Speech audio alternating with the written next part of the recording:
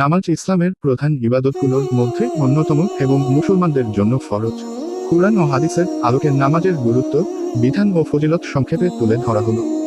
কুরআনে বহু জায়গায় নামাজের আদেশ এসেছে, যেমন সূরা আল বাকারার 43 নম্বর আয়াতে আল্লাহ তাআলা বলেন, আর তোমরা নামাজ কায়েম করো, যাকাত দাও এবং রুকু করার লোকদের সাথে রুকু করো। সূরা আন-নিসা 103 নম্বর আয়াতে বলা হয়েছে, নিশ্চয়ই নামাজ নির্ধারিত সময়ে আদায় করা মুমিনদের উপর ফরজ করা হয়েছে।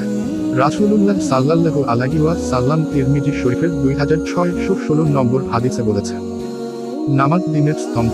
তিনি আরও বলেছেন মুসলিম শরীফের 257 নম্বর হাদিস, আমাদের ও কাফেরদের মধ্যে পার্থক্য হলো নামাজ।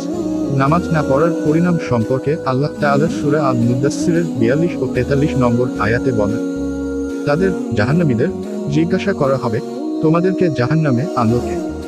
তারা বলবে, আমরা নামাজ পড়তাম না।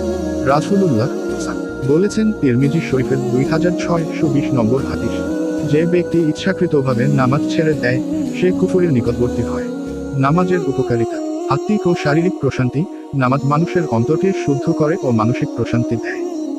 গুনাহ মোচন, রাসূলুল্লাহ বলেছেন, নদীতে 5 বার গোসল করলে যেমন ময়লা থাকে না, তেমনি 5 ওয়াক্ত নামাজ গুনাহ মোচন করে। বুখারী হাদিস নম্বর 505। রিজিক বৃদ্ধি ও সফলতা, নামাজ মানুষকে সঠিক পথে পরিচালিত করে এবং জীবনে বরকত আনে। শিক্ষা, নামাজ ইসলামের একটি অপরিহার্য স্তম্ভ, যা জান্নাতের চাবিকাঠি হিসেবে বর্ণিত হয়েছে। এটি শুধু ইবাদত নয়, বরং মানুষের জীবনকে সুন্দর, শান্তিপূর্ণ ও সফল করার অন্যতম মাধ্যম। তাই আমাদের উচিত নামাজের প্রতি যত্নশীল হওয়া এবং নিয়মিতভাবে তা আদায় করা।